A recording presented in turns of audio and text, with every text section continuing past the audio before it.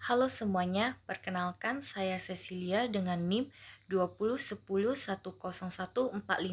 kelas 20.4 Prodi Manajemen STIE Eka Prastia. Hari ini saya akan menyampaikan materi tentang fungsi manajemen dalam pengambilan keputusan pada suatu organisasi atau perusahaan dengan dosen pengampu saya, Ibu Esti Pudiastuti, SEMSI. Pertama, saya akan menjelaskan terlebih dahulu apa saja fungsi manajemen. Fungsi manajemen secara umum terdiri dari 4 yang dikenal dengan singkatan POAC, yaitu yang pertama planning atau perencanaan, yang kedua organizing atau pengorganisasian, yang ketiga actuating atau pelaksanaan, dan yang keempat controlling atau pengawasan. Keempat hal tersebut merupakan hal yang penting dalam memanajemen suatu organisasi atau perusahaan. Fungsi POAC itu sendiri dalam suatu organisasi atau perusahaan adalah untuk meningkatkan efektivitas dan efisiensi suatu organisasi atau perusahaan dalam pencapaian tujuannya. Berikut akan saya sampaikan satu persatu 4 fungsi manajemen tersebut dan hubungannya dalam pengambilan keputusan. Yang pertama, planning. Planning atau proses perencanaan dalam fungsi manajemen adalah tentang bagaimana perusahaan menetapkan tujuan lengkap dengan cara dan strategi untuk mencapainya. Dalam fungsi perencanaan, manajer perlu mengkaji dan mengevaluasi berbagai kemungkinan rencana alternatif sebelum memutuskan suatu tindakan. Perencanaan dalam fungsi manajemen adalah proses penting mengingat planning merupakan langkah awal yang dapat mempengaruhi aktivitas perusahaan ke depannya. Tanpa perencanaan yang matang, fungsi-fungsi manajemen lain tidak akan bisa berjalan dengan optimal. Kegiatan fungsi planning. Beberapa kegiatan perencanaan dalam fungsi manajemen adalah: yang pertama, menentukan tujuan serta target perusahaan. Yang kedua, menyusun strategi untuk mencapainya. Yang ketiga, menetapkan berbagai sumber daya yang mungkin dibutuhkan. Yang keempat, menentukan standar keberhasilan selama proses mencapai tujuan tersebut. Syarat fungsi planning.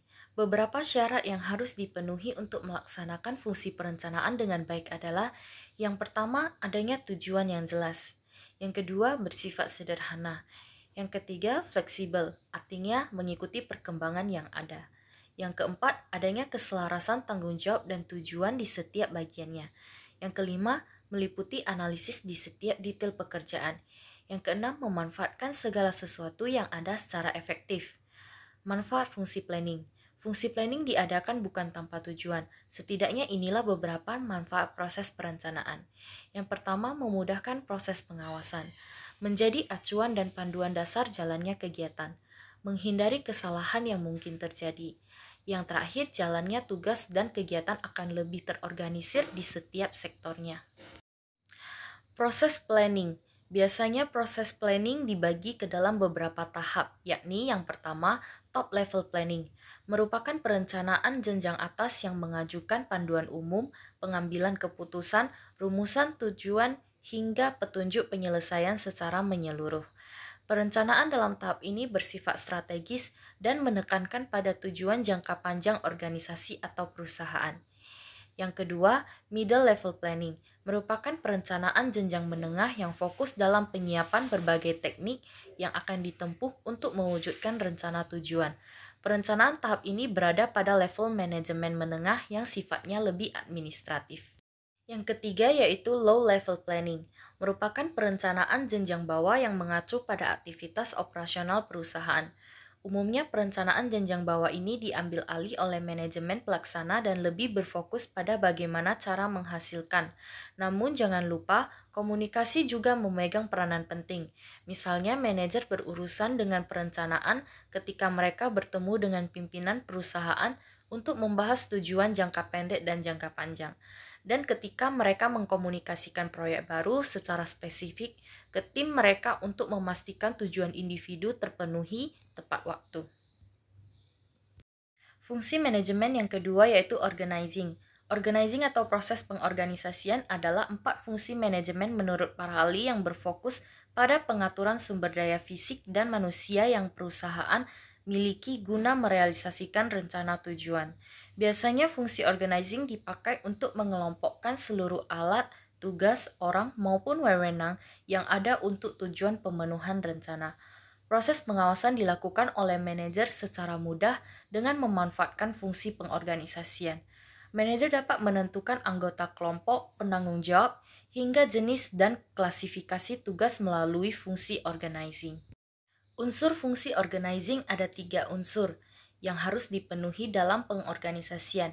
Ketiga unsur tersebut adalah: yang pertama, kegiatan yang diorganisir dilakukan semata-mata untuk mencapai tujuan. Adanya implementasi dari rencana kegiatan yang telah ditetapkan. Pengarahan sekelompok individu untuk saling bekerja sama.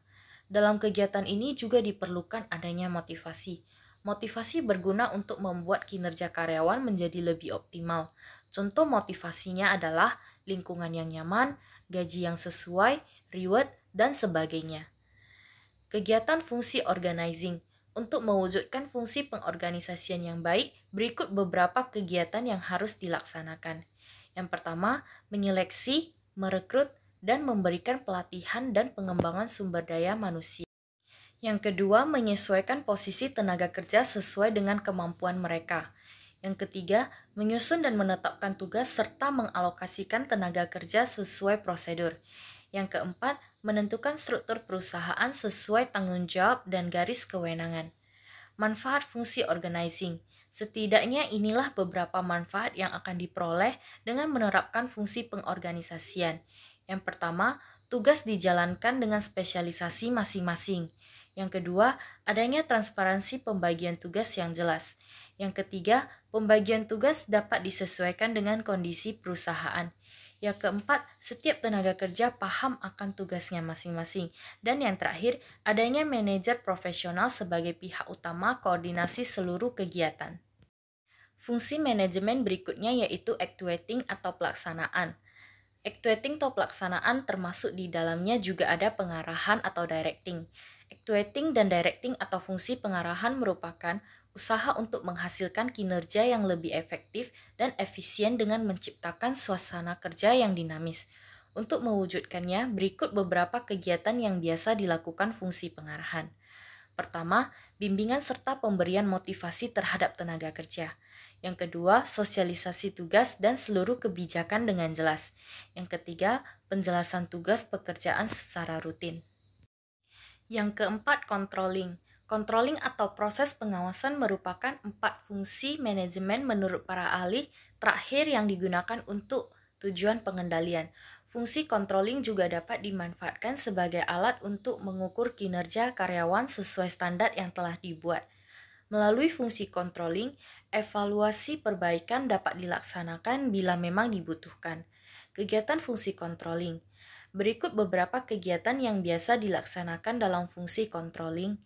Yang pertama, klarifikasi dan pemeriksaan atas kesalahan yang terjadi. Evaluasi target sesuai standar indikator yang telah ditetapkan. Pemberian alternatif solusi atas penyimpangan yang ada. Untuk merealisasikan fungsi controlling dengan efektif, berikut beberapa hal yang perlu diperhatikan. Scheduling, penetapan waktu pengawasan sesuai dengan semestinya. Routing, penentuan cara pengawasan yang diinginkan. Follow up, pencarian solusi atas sebuah masalah. Dispatching, suatu perintah pekerjaan yang digunakan sebagai pengawasan. Nah, kesimpulan yang dapat diambil dari materi ini dalam hubungannya dengan pengambilan keputusan adalah pengaruh PUAC berperan penting dalam pengambilan keputusan pada suatu perusahaan. Karena dengan adanya fungsi-fungsi manajemen tersebut, maka pengambilan keputusan dapat bekerja secara lebih efektif dan efisien. Karena di dalam PUAC itu sendiri telah memuat apa yang akan dikerjakan, membuat tugas yang terstruktur, pelaksanaan hingga mengontrol setiap bagian perusahaan untuk mencapai tujuan, dan untuk mencapai tujuan tersebut harus dibarengi dengan adanya pengambilan keputusan yang tepat. Selain keempat fungsi tersebut, evaluasi juga berperan penting dalam proses manajemen yang dilakukan organisasi atau perusahaan, di mana proses ini dilakukan setelah proses pelaksanaan dan pengawasan berjalan. Evaluasi dilakukan untuk melihat kesesuaian pengambilan keputusan yang dilakukan dalam suatu organisasi atau perusahaan, seperti apakah ada kemajuan kinerja dari karyawan, apakah penjualan tahun ini meningkat, apakah masing-masing bagian menjalankan tugasnya sesuai dengan SOP yang berlaku. Jika evaluasi telah dilakukan, maka perusahaan dapat membandingkan dengan data-data yang lalu, kemudian membuat pertimbangan keputusan untuk lebih baik lagi. Sekian materi yang saya sampaikan. Mohon maaf bila ada salah penggunaan kalimat saya dalam menyampaikan materi ini, dan saya ucapkan terima kasih bagi yang sudah menonton video ini.